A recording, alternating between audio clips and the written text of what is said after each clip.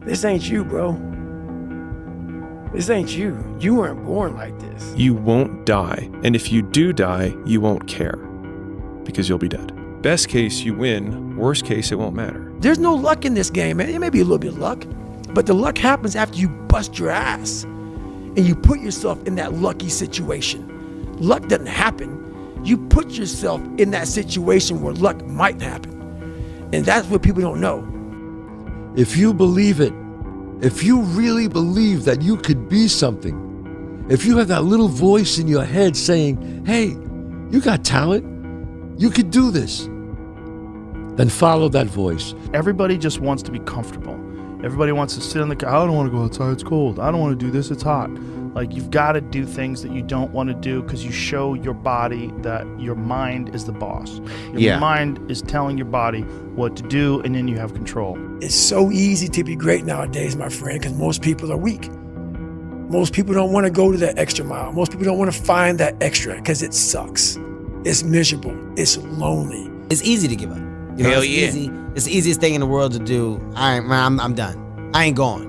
I ain't gonna keep going. I don't feel like going to work. I'm done. Yeah, man. It's easy. It's very easy. But what's hard is going, yo, yesterday I got nothing from working as hard as I could.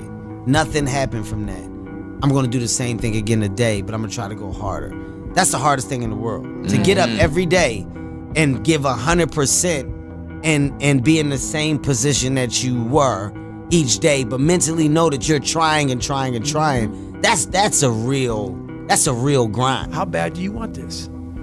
If it's as bad as you want to live or breathe or sleep, whatever the hell it may be, I can work with you. But a lot of people, most people don't want it that badly, which is why they always ask the question, man, how did you get to where you are? You know how to do it.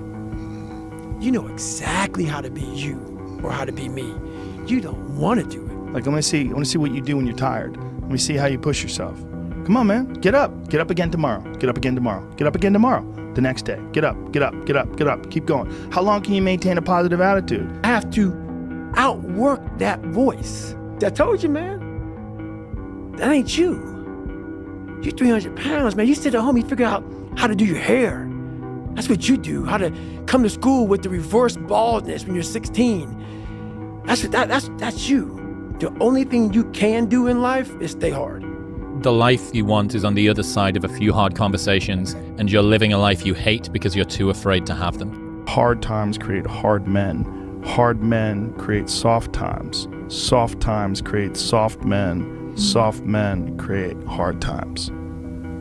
We are now around soft men in hard times. There's a moment when every boy realizes no one's coming to save him. And that's when he becomes a man. And some boys never get there and stay children forever. You should be a monster. He said you should be a monster, you should be ruthlessly ambitious, and then learn how to control it. And it's that old expression, it's better to be a warrior in a garden than a gardener in a war. I don't care how good you are in anything, you don't have discipline, you ain't nobody. Right. You're nothing without discipline, because you give up under the slightest struggle without discipline. 100%. I mean, discipline is doing what you hate to do, but do it like you love it. Doing what you hate to do, but do it like you love it. That is a great quote. Fear is never reaching your potential. That's it. That always falling short, always quitting before you're done, always procrastinating, always not doing the right thing. And then one day you're an old man. Yep. And you look back and go, God, I could have been great. Yep. I could have been great. Your laziness is something that has to do with you. You're not connected to something deep enough. You don't feel the necessity. You don't feel the devil at your heels. You don't feel the fact that you could very well die tomorrow that will impel you to get something done. There's no necessity behind it. And the human animal, the way we were created, is when we feel pressure, we feel the necessity to get things done. We can move mountains, and we had plenty of examples of that in history.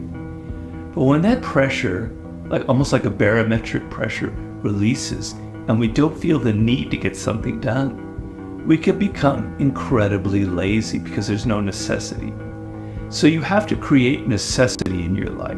You have to create the need to get things done. Try to find a thing that you really enjoy. Try to find a thing that you're passionate about. Everybody thinks they're a loser. Every young person thinks they're a loser. At least a young person in the situation I was at. Like, I didn't know I wasn't a loser until I started winning, until I started doing martial arts. Martial arts taught me that, like, I could get better at stuff, that I wasn't really a loser. You always have to be the person who roots for you before everyone else does. And it's usually a single clap in the auditorium for a very long period of time. It is a slow clap that's just you rooting for you. People struggle to do things alone. And the path of the exceptional person is one of an exception, which means that you are not with other people. And rather than fighting that or bemoaning it, see it as an indicator that you're on the right path.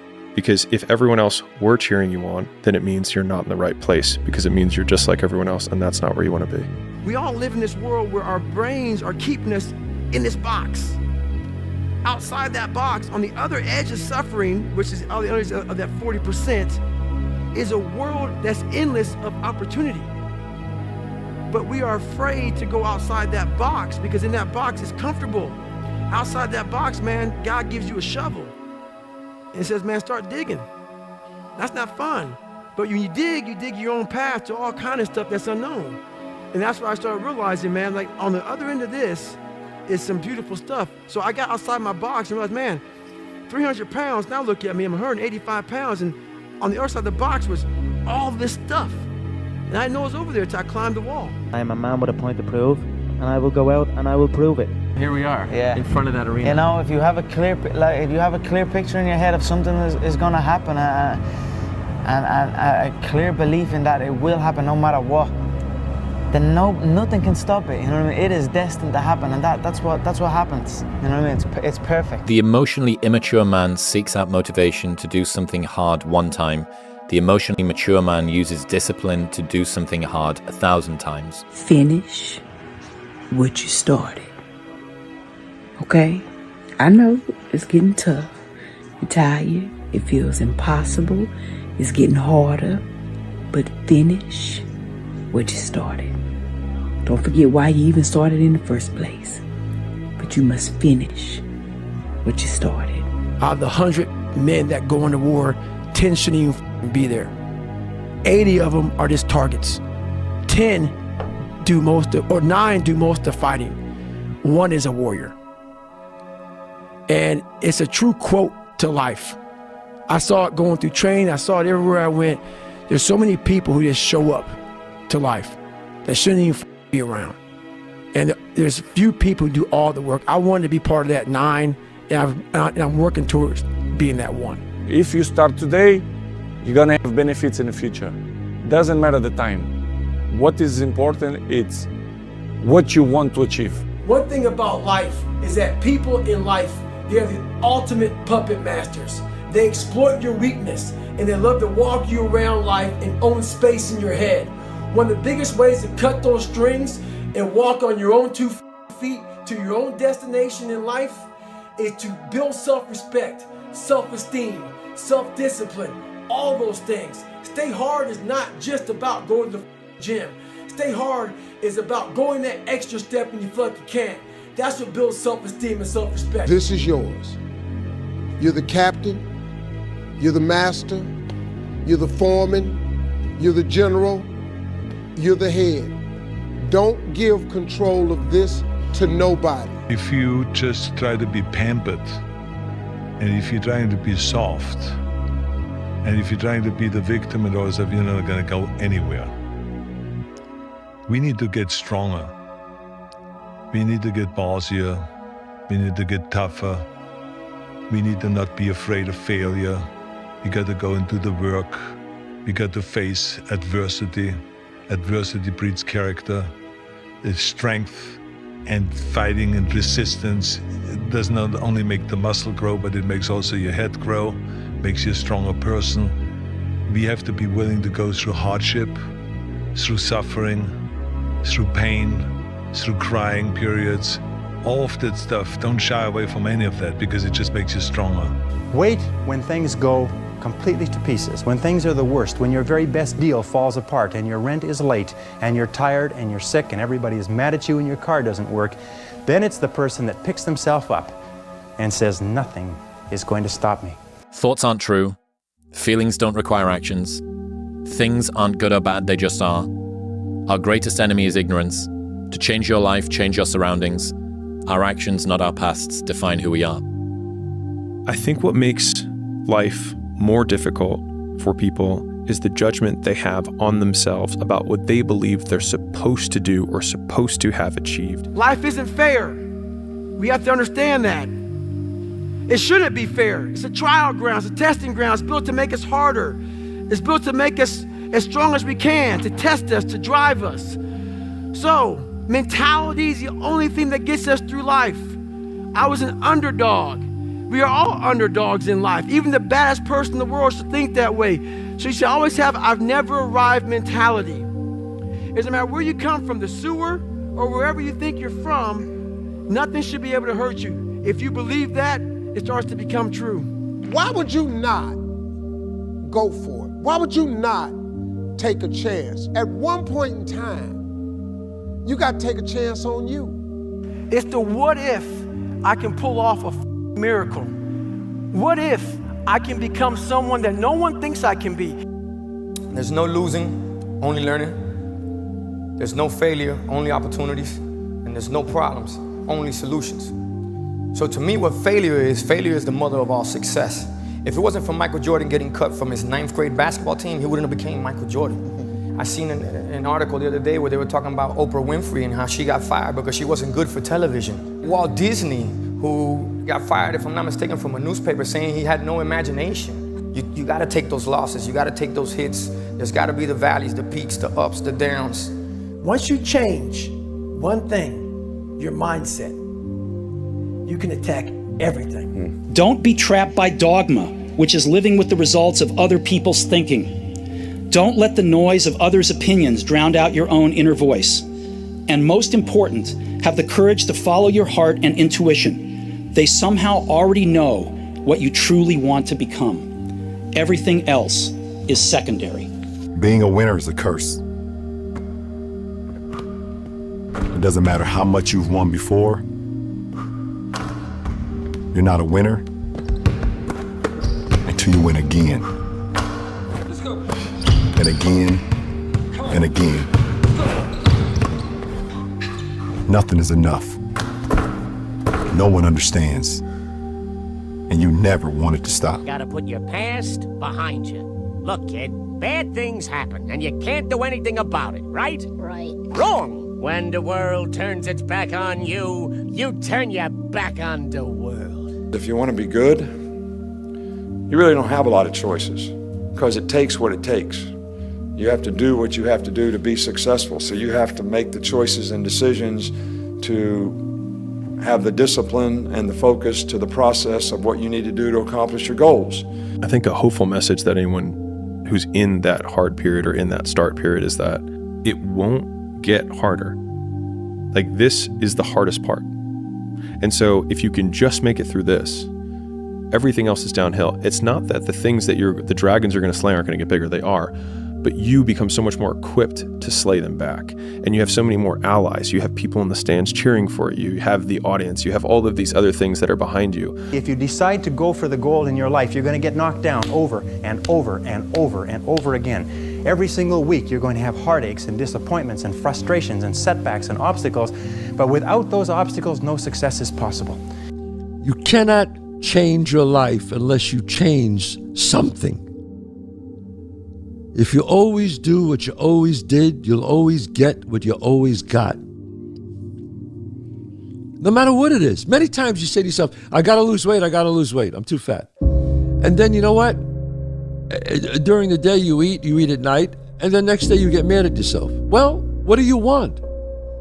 What do you want? You gotta change something. I had big dreams. A lot of us have big dreams, big goals.